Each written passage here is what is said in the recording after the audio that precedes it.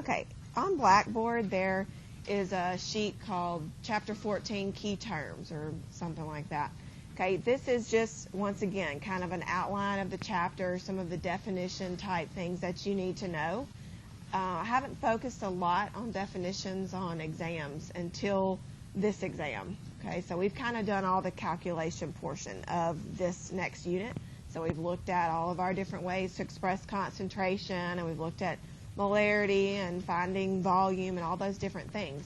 Okay, so this portion, so I'm going ahead and giving you a warning, so don't say that I didn't, is going to be quite a few definitions and explaining things to me on the exam. Okay, so you want to be sure that you study in that manner. Okay, the key terms, the reason I did that for you is it's supposed to help you as you're reading through the book and to help you kind of get those in your mind and the definitions. It's about half and half. Some of my students do really well on the calculations and they don't like so much the definition type theory part. Okay, but then I have students that don't like calculations and they like the theory part. So be sure that you're prepared for both. With saying that, that's what we're going to do today. So we're not going to have any calculations, except if we have time, we may go back and look at number 26 and 32 that we ended with on Wednesday. So I feel like it's like 2 weeks between the time of Wednesday and Monday when I see you guys. It feels like a really long time. But we're going to go back to that, hopefully, if we have some time. Okay, so we've been talking about solutions. So we've been looking at the molarity and the percent by mass, the molality, the mole fraction. We've been looking at different ways to express concentration. Okay, so now we're going to talk about a little bit more detail about what solutions are, okay, and why they're solutions and how things will dissolve in each other. Okay, so this is something we've already discussed, but a solution is homogeneous. That means that you can see through it that it mixes thoroughly. Okay, the dissolving medium is called the solvent. So this is usually what's present in the largest amount. I mentioned that if water is involved, usually that's an aqueous solvent. Okay, so usually it is the solvent. The species that's being dissolved is the solute. Okay, so this is usually present in smaller amounts. So I think you guys even gave me examples last week. So salt water, the NaCl or the salt would be the solute, and the water would be the solvent. Okay, but we have different states of matter. So we have solids, liquids, and gases. So we have all these different ways that these can combine to form mixtures. Okay, and if we have 7 possibilities that will be homogeneous and 2 possibilities that are always heterogeneous. Okay, you don't have to really memorize these. It's just kind of showing you the variety of solutions that are out there. Okay, so we have a solid and a liquid. So that's an example that we've looked at. So NaCl. Okay, we could have liquid and liquid. So this would be like mixed drinks. If we have a solid and a solid, this would be like alloys, so different combinations of metals. Okay, so you can have, for instance, steel has iron, it has silicon, different things in it. Okay, you can also have, this one kind of confuses students. This is talking about, so your natural gas would be going through a metal pipe. Okay, so that's what it's talking about, the actual gas going through the metal pipe, not that the gas is dissolved in the pipe. That makes sense. Another one, so your fillings. The old, and there's still some dentists that use this, but they use liquid mercury and different metals, such as, I think, tin and zinc and what's the main one? Silver. Okay, so liquid mercury would be the liquid portion, and then the solid would be the other metals that are being used to fill a cavity. However, the toxicity of mercury and its environmental hazards, that dentists have gone to different things now. So they use a lot of porcelain now. Gold is actually probably one of the most efficient, lasts the longest. I know even my parents, like their fillings, after so many years, they had to get them refilled. You won't see that quite as much now, or y'all's generation, I guess, because things last longer. Okay, so they're going more to the porcelain, to resins, polymer resins, things like that. But mainly went away from it because of the liquid mercury. Not so good for health anyways. And then we have different, our heterogeneous possibilities would be a solid and a gas. So this would be like dust in the air. Okay, so those are pretty obvious examples there. Okay, we're first going to look at solids in liquids. Okay, so basically solubility, we call this dissolution. That means that to dissolve the solid in a liquid. okay, we have to look at the solute component and the solvent. Okay, if we have a solute attraction, okay, so this would be if we're looking at NaCl, okay, in water, okay, which one is our solute here? The salt right here. Okay, so it's an ionic compound, right? Because it's composed of a metal and a non-metal. Okay, does anybody remember? So we're going to kind of be talking, going back to electronegativity and polarity.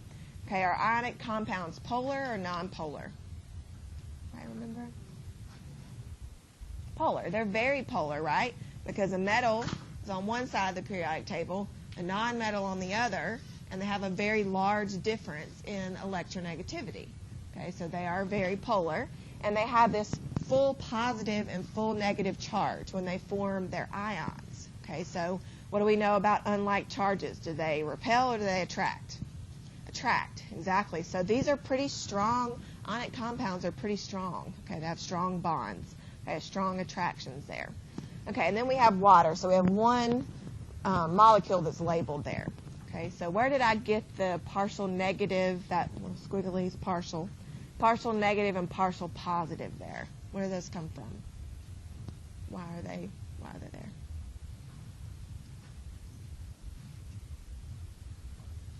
Anybody? First of all, is water polar or non-polar? Polar. Remember we did that in lab and we proved that. Okay. What's that partial negative and partial positive there for? Anybody? Okay. I'm just thinking about that. You're right on this part. But why do I have a partial negative on the oxygen and a partial positive on the hydrogen? It's my favorite word. Electronegativity. Okay. Which one's more electronegative? Oxygen. Okay. What does electronegativity mean?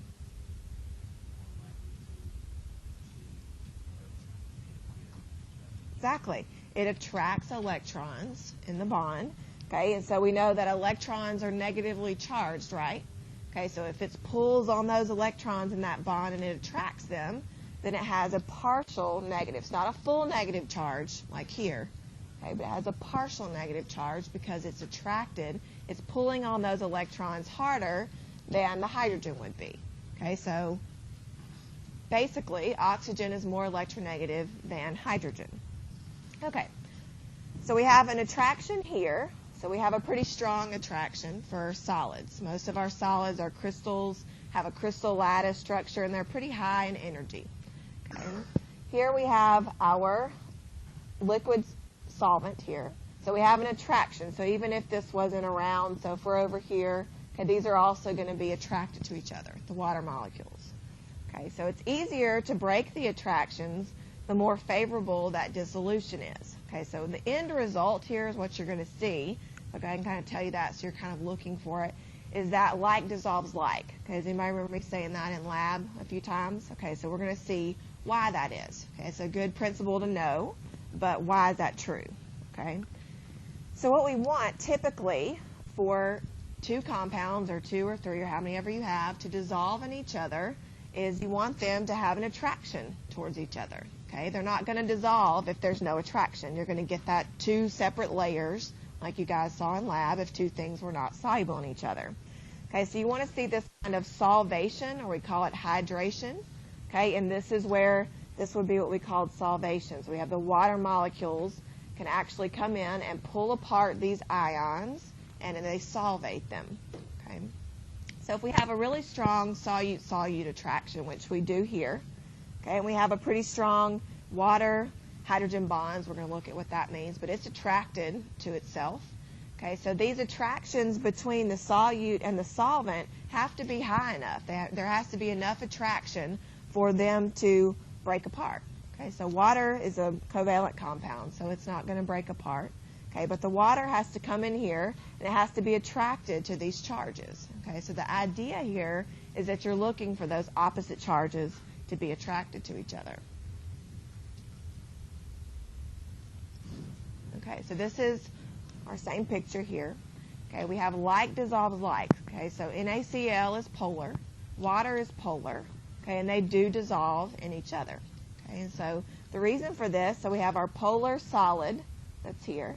We have our polar liquid that's here.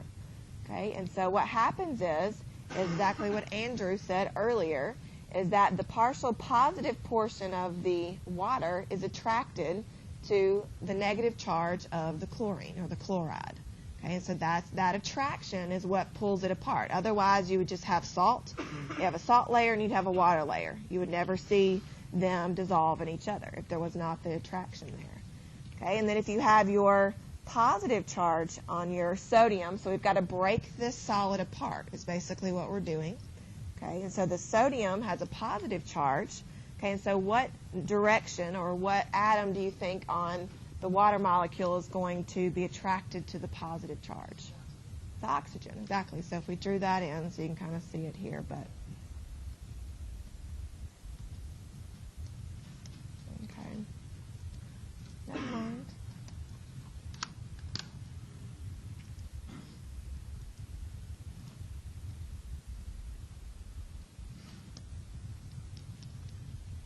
Okay, not going to work today, I guess. All right, so we have an oxygen here that has a partial negative charge, okay, because it's more electronegative. Then you have your hydrogens, which are partially positive. So that partially negative oxygen is attracted to the partially positive. Okay, so this has to happen in order for two things to dissolve in each other. There has to be an attraction that essentially, when you have a solid, would break apart the ions of your ionic solid.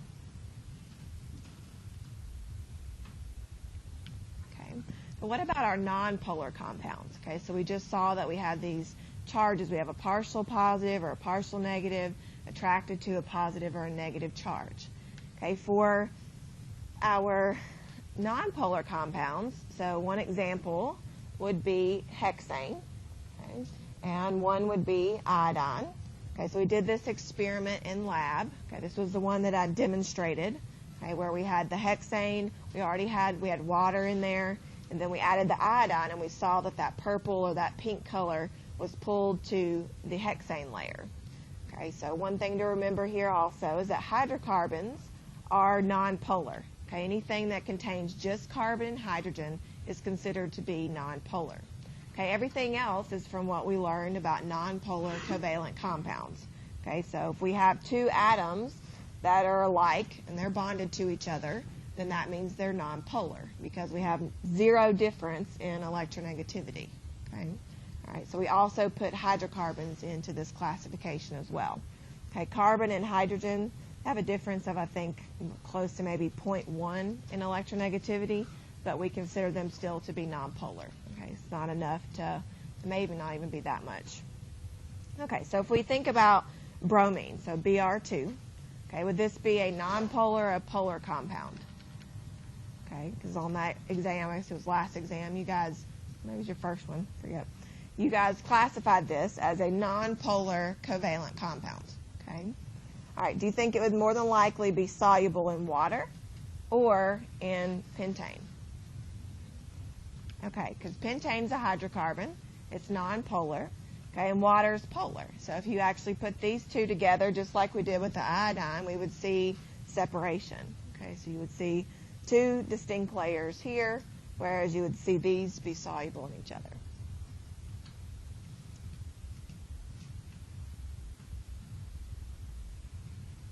Okay.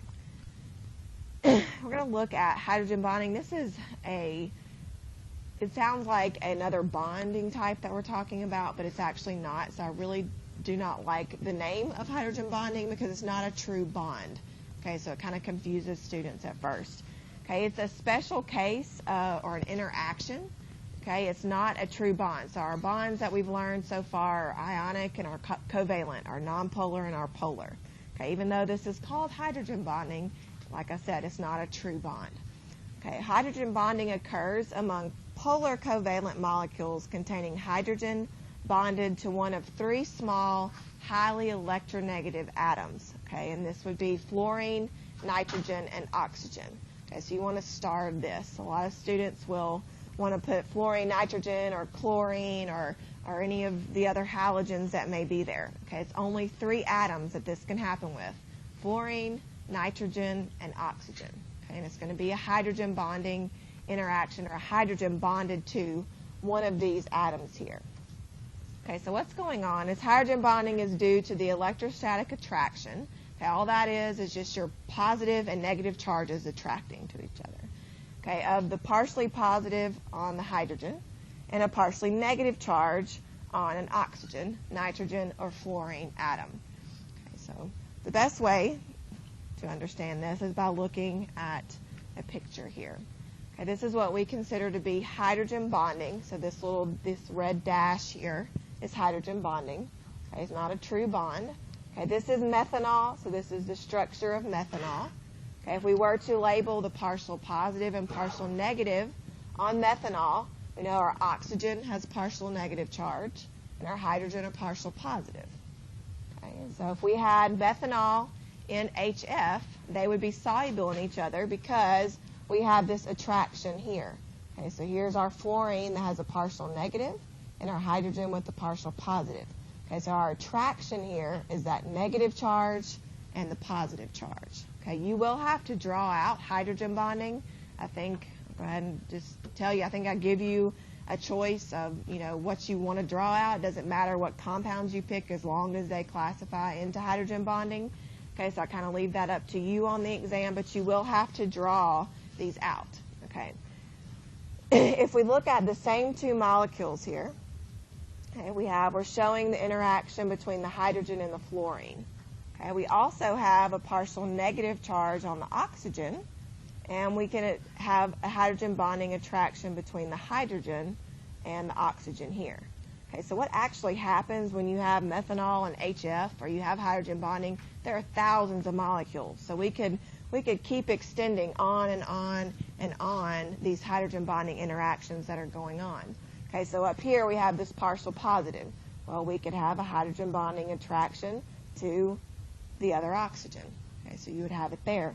You would also have the reaction or the interaction between itself. So methanol would hydrogen bond with itself as well. Okay, so what we're going to do, I was going to draw them up here, but we're going to practice drawing these for a few minutes. Just pull this up since this isn't working.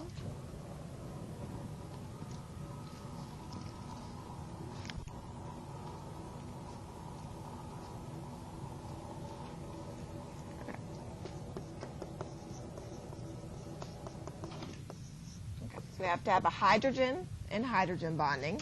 Okay, and we're going to get to where we see this with respect to solubility here in a few minutes. But we have a hydrogen and a hydrogen bonding. We can have an oxygen, nitrogen, and a fluorine. So we have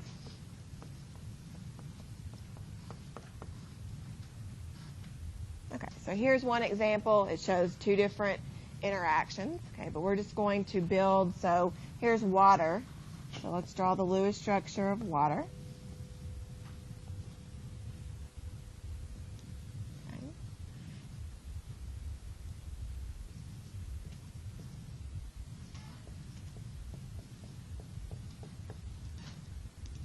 Okay, so if we label our partial negative, positive, positive. Okay, so if we just have of water or a flask of water, whatever, we have hydrogen bonding going on between the water molecules. So they are hydrogen bonding with themselves. Okay, so we're going to show that here. Okay, so we have our opposite charges attract. So we would have a different color. Oh, well. I think there would be one hydrogen bonding interaction. We have a partial positive, partial negative. This would be our hydrogen bond.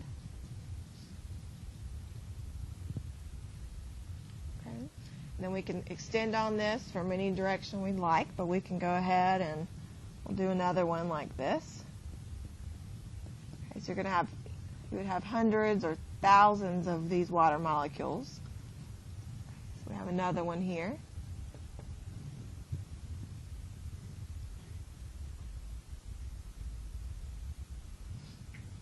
And if we were to extend off, say, over here, our partial positive would be attracted to our partially negative.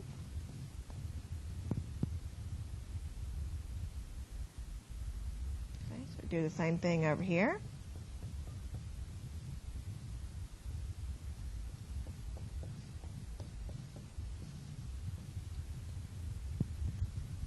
Okay, so each of these dashes here is representing a hydrogen bond. We could keep going and going and going, so we'll do a couple more. We have another water molecule.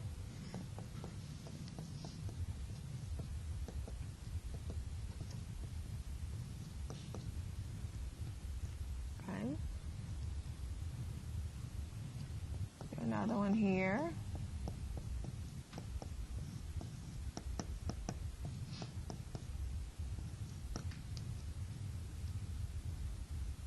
You guys getting the idea? Do you want me to keep going?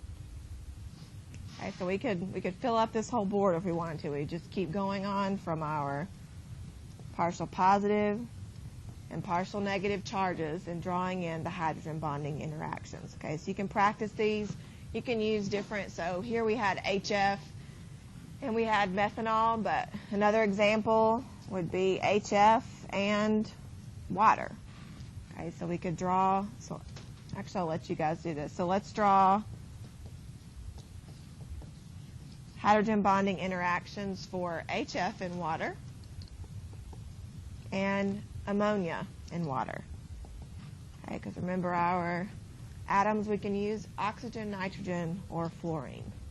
Okay, so we see our fluorine here. We're going to use oxygen and we're going to use nitrogen. So take a few minutes and just try to draw these out. So just like we did here, but this time you would use HF in water and then ammonia in water.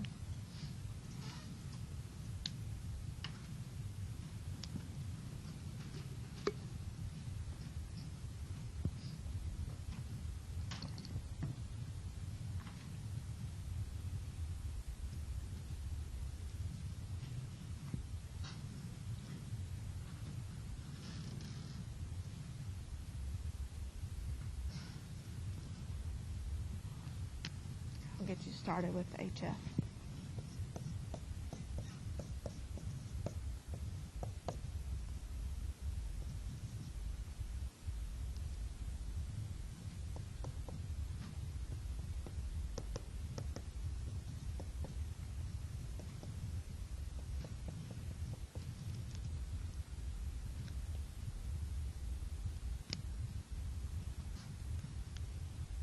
Yeah, just draw 3 or 4 interactions with this one and 3 or 4 interactions here. Be sure you get the idea.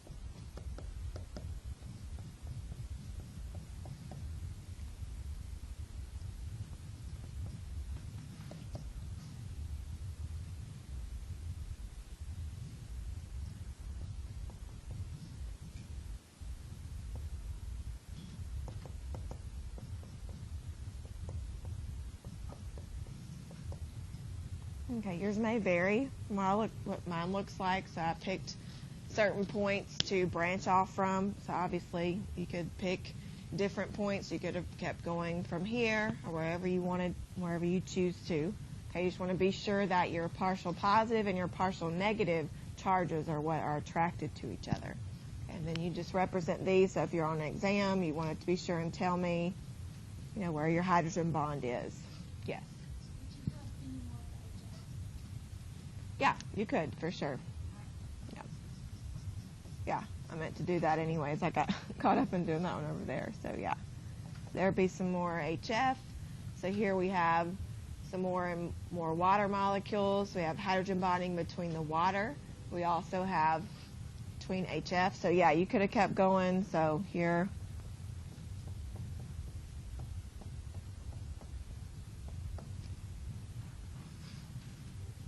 there's another one.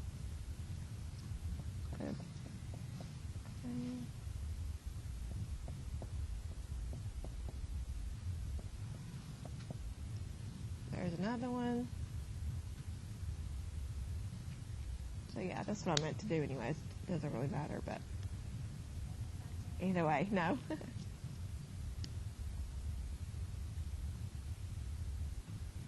Okay. The electronegativity. So fluorine, remember, has the highest electronegativity value. Okay, so that gives it the negative charge because that means it's attracting the electrons in this bond. It's winning that kind of tug of war between hydrogen and fluorine. So it gives it a partial negative charge, and then hydrogen a partial positive. Hydrogen's always going to have a partial positive because it's the least electronegative of your nonmetals. Mm-hmm.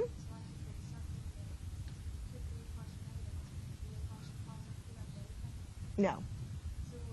No, it's always going to have, because you're always going to have oxygen, nitrogen, or fluorine. So that means that is completely an electronegative element compared to another. Yeah.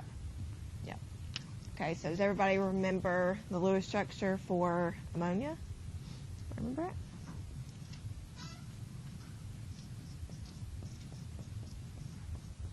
Okay, it's got the lone pair. Yeah. Okay, it's got to have 8 electrons around it. So if you did the NASB method, 2, 4, 6, 8. Okay. So if we have water,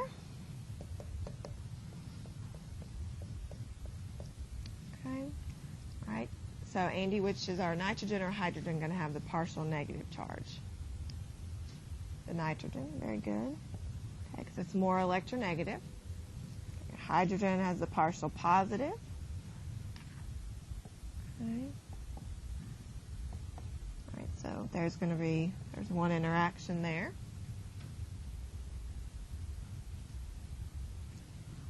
Do an interaction here as well.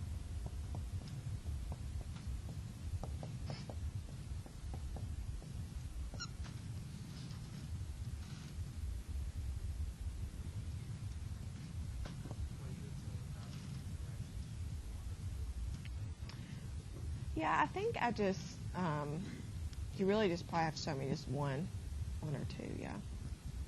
You don't have to keep going and going. Okay, so let's do one more. Let's put in a nitrogen.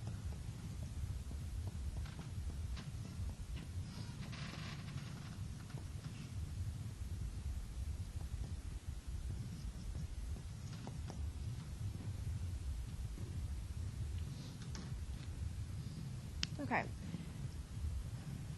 So hopefully, does everybody see what this interaction involves? Hopefully you can kind of draw it now. But now I want to talk about what does this really mean? So what's the point of hydrogen bonding?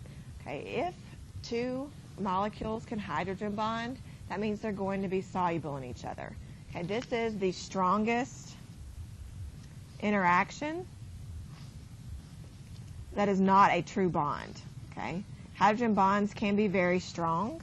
Okay, however, like I said, they're still not as strong as a true bond. Okay, hydrogen bonding is actually what keeps our DNA coiled in the helix.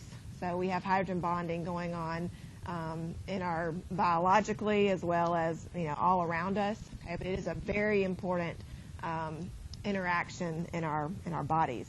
Okay. So if we look here, so if we have hydrogen bonding, it's going to be soluble. Okay, so that's what it does. But also, so if we look at water, just look at the first one that we did. Okay, so if we think about the molecular weight of water, so it's about 18. Okay, and typically molecules that have a low molecular weight, so they're really small, they're very volatile. Okay, meaning that they will just, they will evaporate on their own. Okay, for instance, in an organic lab, if you synthesize a molecule that's less than about 200 grams per mole, or molecular weight less than 200, you have to be really careful because it's still volatile. Okay, so you have to be really careful what conditions you put it under. Typically, we like to, when we get our purified product, we put it on a high vac or a vacuum. Okay, and if it weighs less than 200, you can't do that because you put it on the vacuum and then it's just going to suck it up into the vacuum. My first couple weeks in an organic lab, I didn't know that. No one had told me that. So I made my product and it was about 188, I think. And I came back and it was supposed to be like 20 grams of it. And I came back and there was nothing there. So it happens. It's a true statement. So, but water has a low molecular weight of 18. So we would think that it would be very volatile on its own. Okay, so we have to sit, and everybody knows the boiling point of water is what? 100 degrees C, right? Okay, so you have to wait on it to boil. Okay, and the reason for that is because you're waiting for these interactions to break. You're waiting for hydrogen bonds to break. Okay, this is what gives water a high boiling point compared to what you would think that it would have.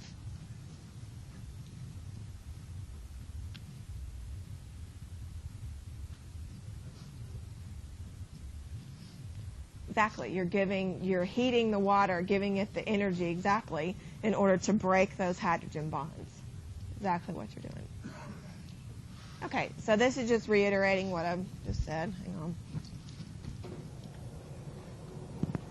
Okay, so we just looked at liquids, polar liquids that are soluble in each other due to hydrogen bonding. Okay, so that's just showing it again. It's showing all the different interactions that you could have. I think this is methanol and water. Yeah, our example here is methanol and water.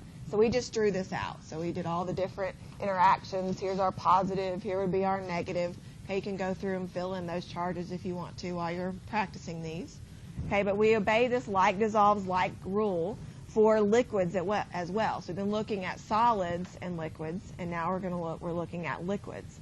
Okay, and so they obey this rule, and one of the reasons for that is usually due to hydrogen bonding. So when they have that interaction, then they are soluble in each other.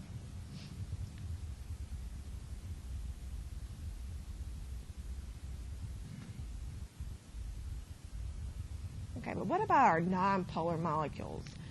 This is actually kind of difficult to explain because really, I don't know that any scientist can really explain this exactly the way that it happens. For your nonpolar compounds, basically, there's no interactions between them, and they just kind of slide on top of each other, and that's what makes them soluble.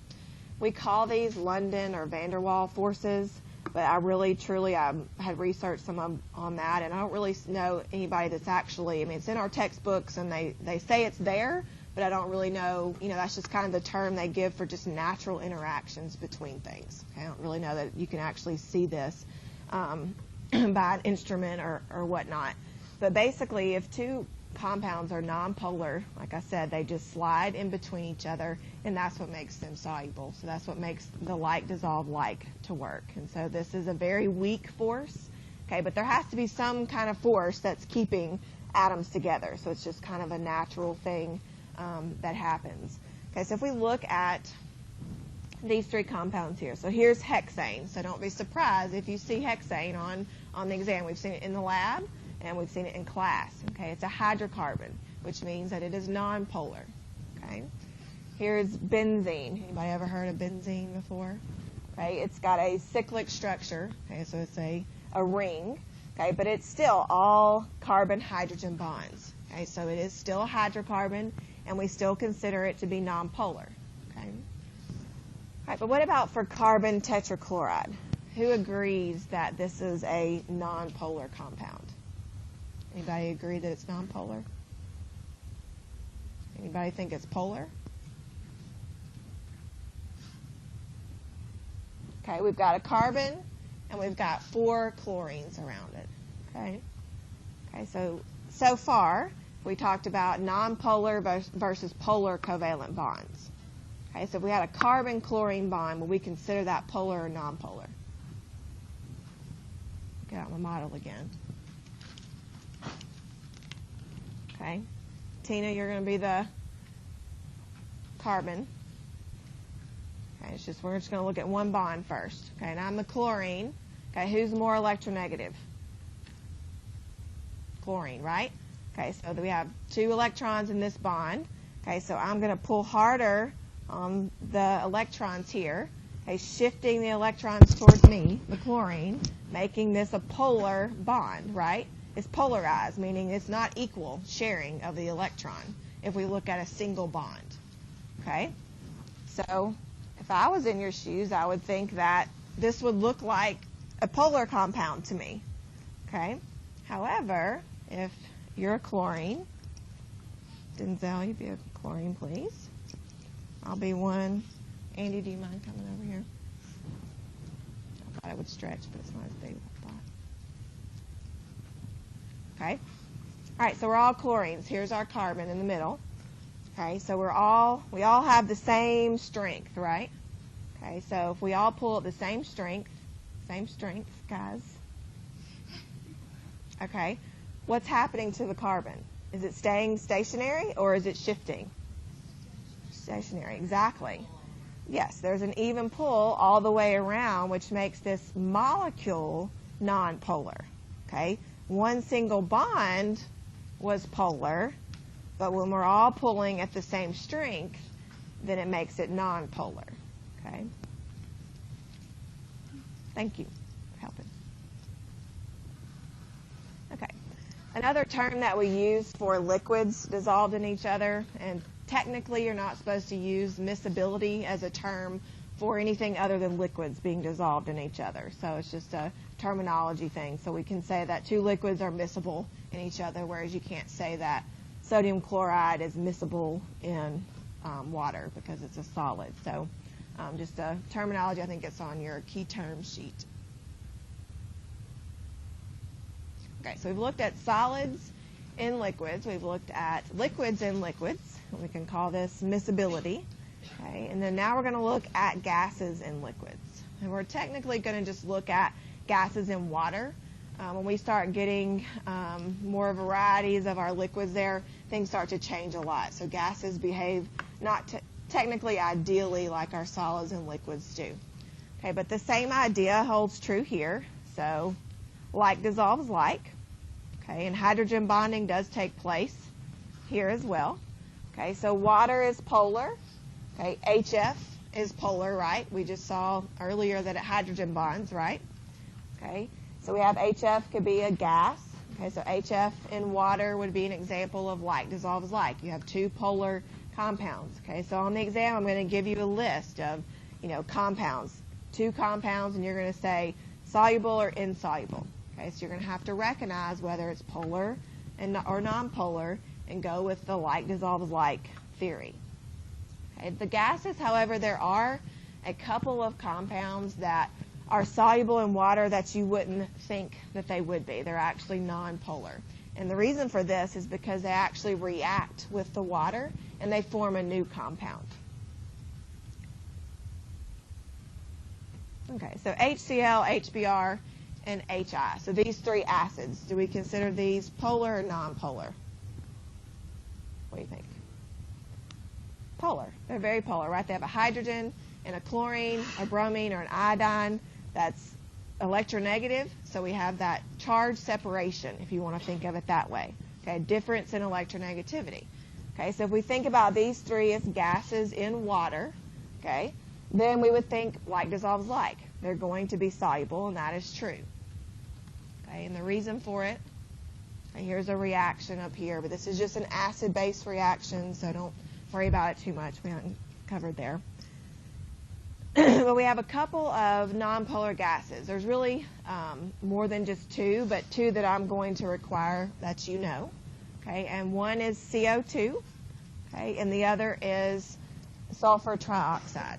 Okay, so we have carbon dioxide and sulfur trioxide. These are two compounds that are nonpolar gases. However, they are soluble in water. Okay, and the reason for this is because they actually react with water. Okay, so this is going on in our bodies as we speak here. Our CO2 reacts with water to form carbonic acid. Okay, and so when it forms this compound, now it's soluble in water. Okay, so these are two nonpolar gases that are soluble in water because they react with water.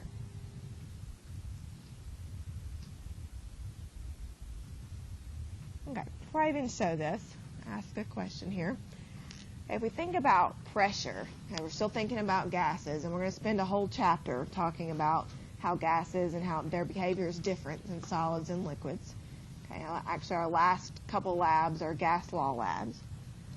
But if we think about the pressure, so if we have let's have a Coke, okay, so, and we have it confined. So does anybody know what's in here? So let's can I touch this? I don't want to. Okay, sorry. Okay, no, it's good.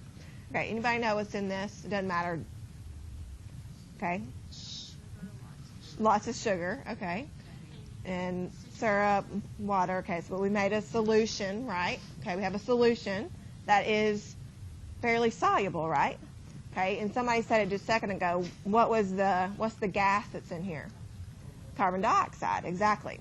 Okay, so when these are put in, so your drink's made, put in here, and put the cap on it. Okay, so we're actually putting pressure on the gas and the liquid inside. Okay, so the more pressure that we put on here, okay, do you think it's going to become more soluble or less soluble?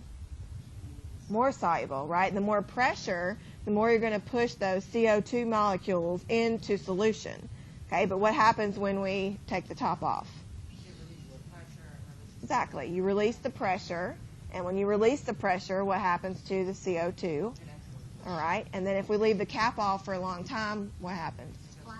It goes flat, right, because the CO2 has escaped, and it's no longer soluble in the syrup and the sugar and the whatever else is in there. Okay.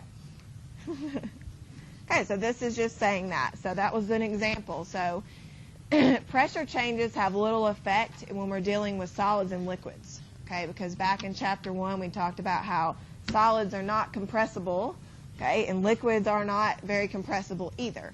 However, gases are. We can compress a gas into that container, okay. So pressure does have a large effect on the solubility of gases and liquids. So if we increase the pressure, we increase the solubility, and vice versa. Okay, so we just saw an example of that. Okay, and this is just showing that once again. So we imagine those are CO2 molecules or whatever the gas might be. Okay, if we increase the pressure, we now have more of those solute molecules in solution.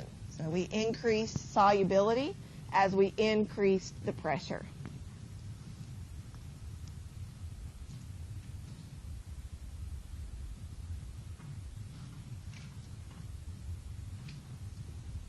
Okay. Next thing we're going to talk about is a mixture. It's kind of an intermediate type of mixture. It's not a solution per se. It's called a colloid. The best way to kind of explain these are by things you've all seen. So these examples of a colloid are fog, smoke, paint, milk, mayonnaise. And so they have this sort of cloudy or opaque appearance. Okay, the particles do not completely settle out. However, it is a heterogeneous mixture. Okay, so we don't get two distinct separate layers. That would just be insoluble, right? Okay, so it actually does mix. Okay, and we're going to talk about why they mix here in a few minutes. Okay, but the particles don't settle out, but they're real foggy or they're real cloudy. And they have a large particle size would be a way to explain it. Okay, so we have a couple examples of this. So this one is a biological example. So this is hemoglobin over here. We'll talk about how it works here in a second. Okay, but we have hydrophilic colloids. Okay, hydrophilic means water-loving. Okay, so if water is polar, okay, do you think the colloid is going to be polar or non-polar if it loves water? Polar, right? Because like dissolves like, okay? All right, so if we have a hydrophobic, this means, so I was thinking just phobia, so scared of water or water-hating, okay? These are colloids that don't like water. Okay? They're not going to be soluble in water. Okay, so water's polar, therefore these are going to be non-polar colloids. Okay, they're water-fearing or water-hating. Okay, hemoglobin has this protein. It's in our blood. Okay, and it has these different chains that stick off of the main protein here. Okay, and we actually have ammonium. So this nitrogen here has a positive charge, okay, and then we have hydrogens, those white molecules there. Those are hydrogens. Okay, and so we have a polar portion of hemoglobin, okay, that binds to water. Thank goodness, right? Because we have water in our body, so it's got to be soluble in water. Okay, and so we have that interaction. So this would be considered a colloid that is hydrophilic. Okay, however, it has a non-polar portion. Okay, so sometimes we'll see here in a few minutes that we need that kind of non-polar portion to bind to something else. And then we need that polar portion to bind to usually water, especially biologically, that's what it's going to bind to.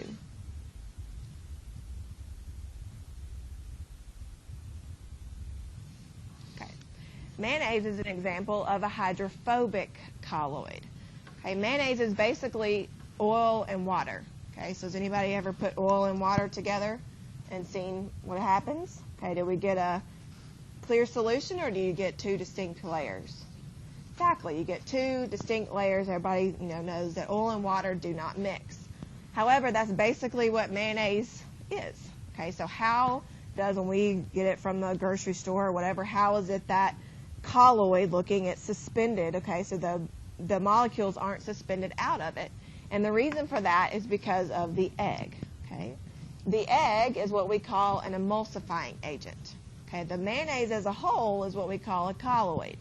Okay, the egg yolk is what we call the emulsifying agent because it is what has to be in the colloid in order for it to be soluble, or else it would completely suspend out. It would not stay stuck together.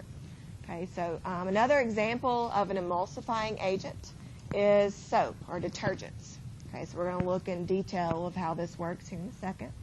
Okay, these are excellent emulsifying agents. Okay, so they keep the solute from separating into another phase. So basically they coat the particles and keep them into the suspension. Okay, so like up here, the egg yolk, otherwise the oil and water would not suspend. They would be two separate layers and we wouldn't get that cloudy colloid mixture. Okay, soaps are, we'll look at the structure here in a second, but they're usually sodium or potassium salts and they're long fatty acid chains. Okay, so we're going to look at the structure here in a second. Sodium stearate is kind of our typical example of a soap we're going to look at. And soap, once again, is not a colloid. Okay, we're going to look at how soap is the emulsifying agent, how it keeps the colloid from separating.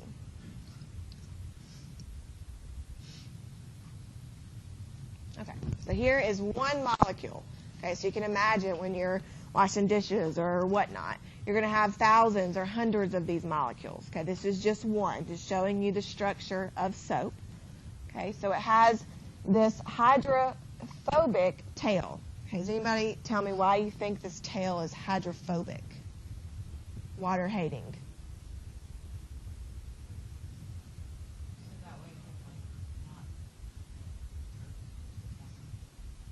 Okay, we're going to get to that part, but why is it hydrophobic? Why does it hate water with respect to our like dissolves like?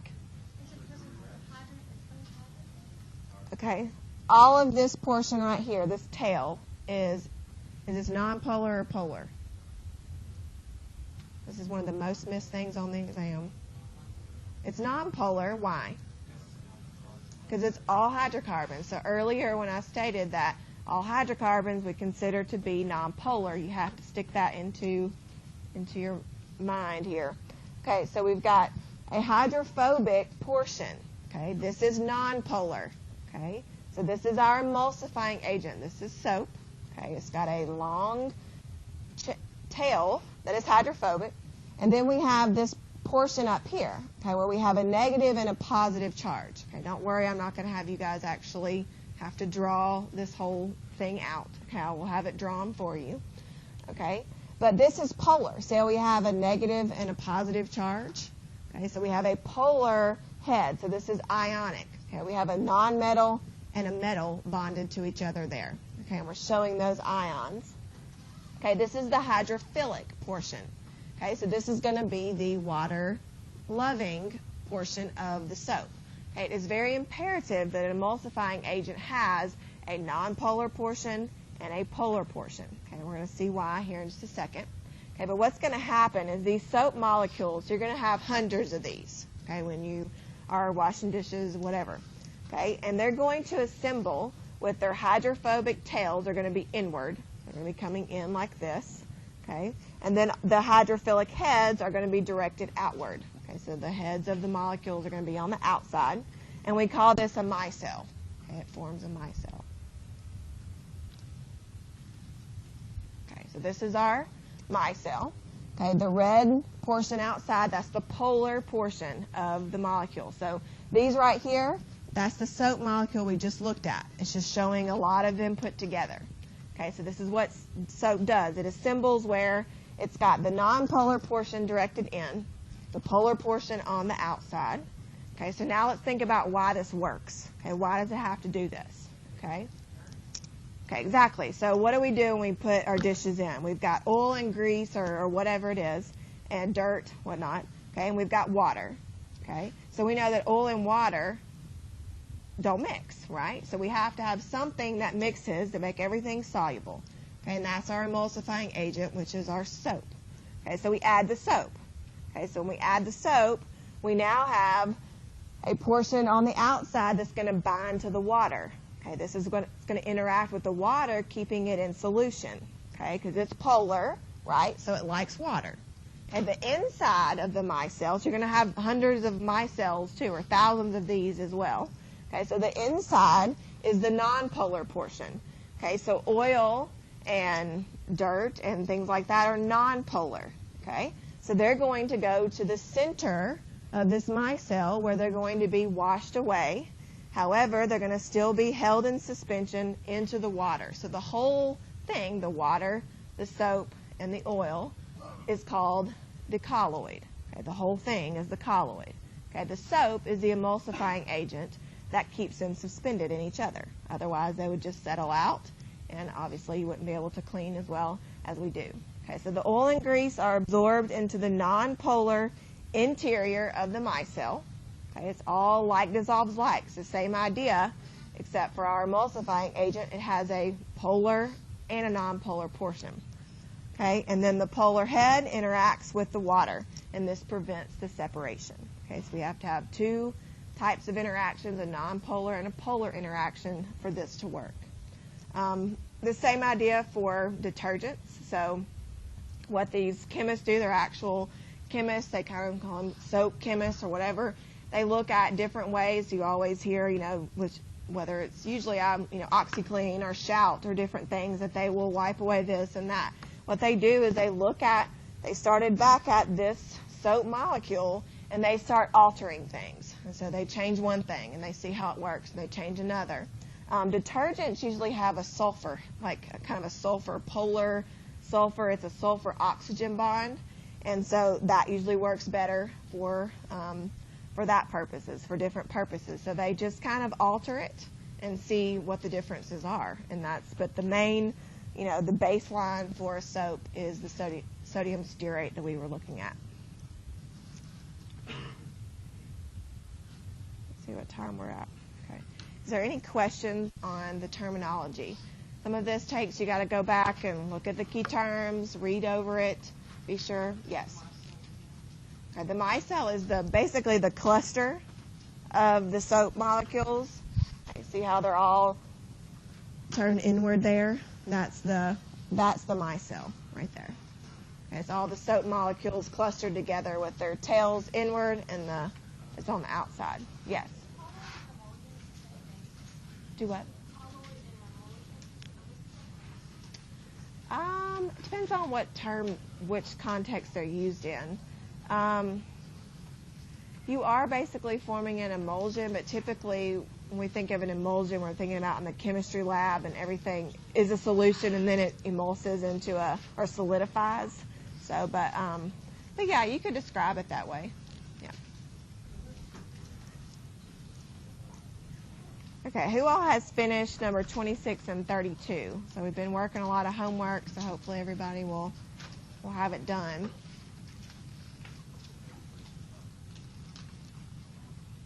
Okay, for the last few minutes we're going to work 32, so I benefit you to stay. That way you can either check your answer or have it for your homework.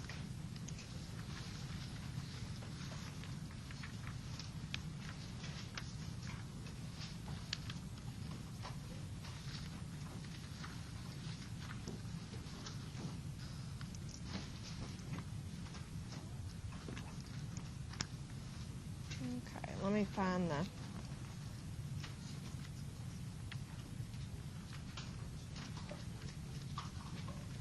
Okay, so this is chapter 14.